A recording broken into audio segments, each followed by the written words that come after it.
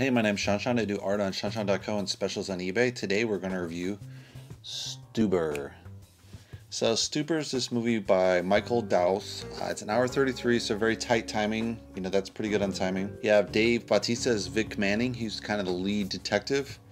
And he was partnered with Sarah Morris as Karen Gillian, or Karen Gillian as Sarah Morris. And Kamel Nanjiani is Stu, the Uber driver. Mira Sorvini is Angie McHenry. Natalie Morales is Nicole. So it has a story of Officer Manning, and he's on a case with his partner Sarah, and they're taking down this guy, Oka Tejo, who's this kind of mastermind drug dealer, does heroin. And they raid his penthouse suite. They get up there, you know, they get a lead from the hotel, and they gun up. So when they come in, they have to shoot their way in and shoot everyone up. Tejo almost gets caught. He jumps all the way down the hotel, so very acrobatic, very kind of ninja-like. So he's about ready to get caught, and then he actually shoots his partner Sarah, and he has a choice whether to rescue her or go taste Tejo. He rescues her, calls in the case, and unfortunately she passes. So now he's kind of like, you know, the lone wolf, works alone kind of guy. Very kind of stereotypical role, similar to, you know, any of these police detective shoot 'em up movies.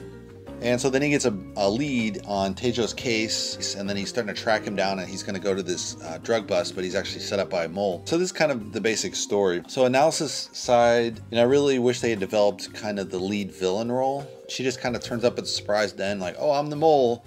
But if you have the mole, you should introduce her earlier in the plot line. You don't have to say she's the mole, but you kind of have to bring up the thing that there's a mole and we don't know what's going on. And that would have been a way better play out at the end, a lot better, because you have to have some foreshadowing, but there's no well, there's a little bit of foreshadowing. They say they're going to give the case over to the FBI, so there is a touch of little bit of development there.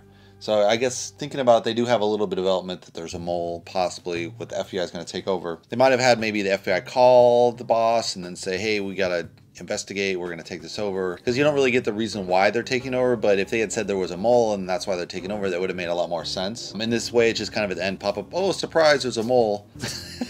But yeah, he's kind of tracking down this case of Tejo, and everyone he kind of investigates is leading up dead. He's getting kind of his blood through the footprints and everything, but they don't develop that either. They develop at the end like saying, oh, we have a case against you, which is true, but they probably should have mentioned that they're gonna build a case already. Just have like detectives show up and say, hey, we got this guy, we think it's Detective Manning, okay, should we shut him down? They should have had like a little scene there, maybe 2 minutes, add that in. That would have been a lot better to the end where he finds out he's been betrayed completely. So that betrayal is kind of just a, you know, quick shot at the end, and they could have had a little bit more foreshadowing, I think. Another thing they don't really develop well at all is the relationship with his daughter. So his daughter's doing this art show, and then he's supposed to show up, and it turned out during the film that you see like they used to be a family with his daughter and the wife, but you don't know, is the mother dead? Was she shot? Did she leave?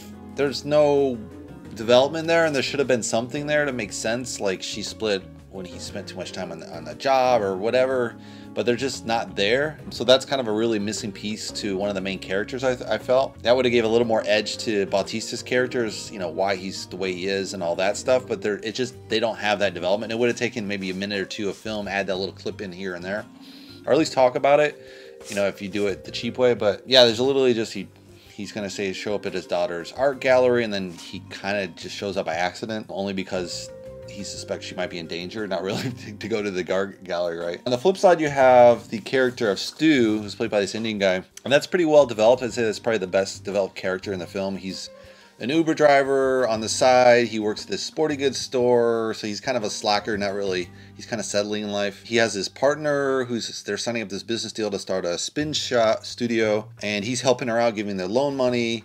And then later it turns out, you know, he's known her since college, and at one time they hooked up, but she always has these kind of terrible boyfriends. So that has a really nice character development for Stu and a backstory. I really like that. On the other hand, I don't think it's believable. I've never met Indian family that would allow their son just to work at a sporting goods store. You might be an Uber driver on the side, but he'd work at a gas station, the family gas station, the family 7-Eleven. I mean, that might be the lowest level. Otherwise, you always see these guys kind of launch their own companies or go up to the business world. You just don't really see too many slackers in that type of family dynamic. I guess it's possible if they're like maybe third generation, but the first generation definitely not. Second generation probably not either. I just never met any guy that was a slacker per se. I've met people that run 7-Elevens, so that makes sense. But I just never seen his character in the real world, so I'm just like, you know, and I lived in the Bay Area and there was a lot of Indian guys, so I'm not saying they don't exist, I just never met these guys. But the story overall makes sense outside of that, you know, kind of would have made more believable a black guy or white guy working at the sporting goods store. Or just shows like the 7-Eleven or something more believable. It might just be because it's just a real lack of representation in film, so it's more of a surprise. But I've just never seen that character in real life, so I'm just like, But overall, it kind of works. Yeah, the humor's kind of off and on. It's like they get some of it right, they get some of it wrong. So they have the stick song that they talk about in the beginning and they play at the end, so that's really cool in the end where they connect it and it really kind of sews the film together. I think they could have done a little bit more with the music in the background, and they play like this neutral music in the background. It's a really kind of a big miss, I would say, on the part of the director, because they could have had a lot of fun music, because he plays like, he has an iPod and he has a whole collection of music like hip hop, whatever, classical, for all his different clients, and they don't use that. That would have been so fun to be in a, you know, some kind of crazy car chase and all of a sudden classical pops on, or you know, it's the in right moment and then hip hop pops on. I mean, they could have been a lot of real, I mean, I think they were really lazy on the choice of music and the way they played it in the film. They just kind of, you know, they just, this guy just, the director didn't put any thought into it. The audio guy didn't put any thought into it. They could have had a lot of different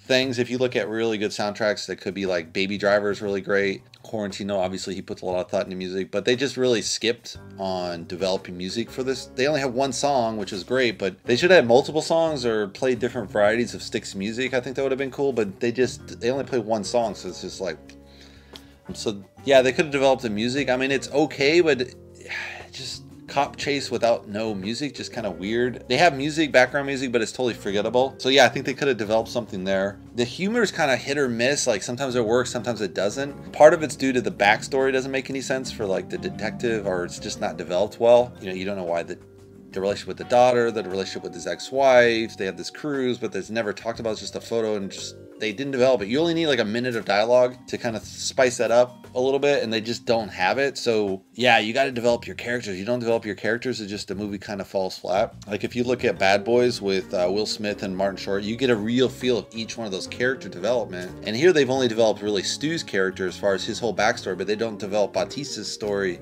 They do a little bit, but they just don't have enough, I think, to kind of put it together, especially when he has a family, but then there's no family dynamic in the foreshadowing. So you're like, what's the point of this? I mean, you get that he's a father and he's going to be attached to his daughter, but since you don't really know about her till the end, it's kind of like, poof, oh, here's a daughter. You're like, yeah, I kind of like this, you know, the development. They keep a lot of stuff in the darkness, so it's a good kind of classical cop solve the case kind of thing. So that's okay. Yeah, I think it was just a couple things they could have worked on a little bit more dialogue, a little more work on the humor. Some of the lines just don't work. Sometimes it works really well, and then other times it just kind of doesn't work. You know, I don't know if it's whether the characters don't like working with each other, or, you know, that dynamic, it just wasn't there. They probably should have hung around each other for like 2-3 months to really get that partner kind of relationship, so it really kind of gels. On screen, I think that would have helped a lot more with Dave Bautista hanging around with this guy, Camille, what's his name? Kamal Nanjiani. So if they kind of would have hung around together, I think the Indian guy has the humor kind of laid out, but yeah, they should have worked more together, I think, to kind of